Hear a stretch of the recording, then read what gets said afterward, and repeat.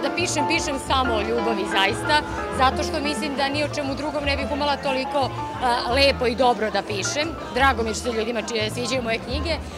I odakle mi inspiracija? Pa nije li sve ljubav i nije li sve inspiracija? Zaista ne trudim se, ne naprežem se da je nađem, zato što imam osjećaj da ona sama na neki način pronađe mene. Ne znam, evo pre neki dan sam nešto sređivala kuću i onda među gomilom nekih starih stvari pronašla sam stvari koje mene podsjećaju na neke moje stare ljubavi, na neke stare prijatelje koje dugo nisam srela i to je sasvim dovoljno za jednu debelu inspiraciju. Dešava da nekad nešto svoje autobiografsko staviš u romanu? Pa, mislim, događa se naravno, samo što ja to nikad ne uradim tako da bi neko baš znao da ja o sebi pišem. Kada me neko vrlo dobro poznaje, onda može naravno da nasluti, ali ja sam od onih koji će uvek zameniti imena, sve to nekako zabašuriti, da zaista ukoliko me ne poznajete nećete pomisliti da sam to baš ja.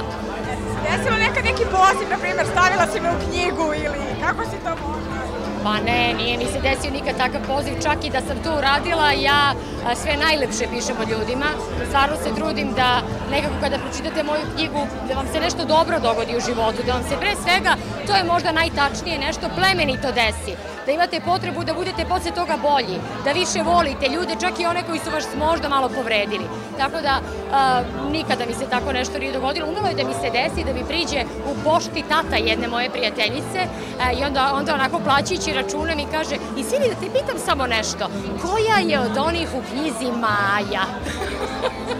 Tako da tate su tu najviše zabrinute.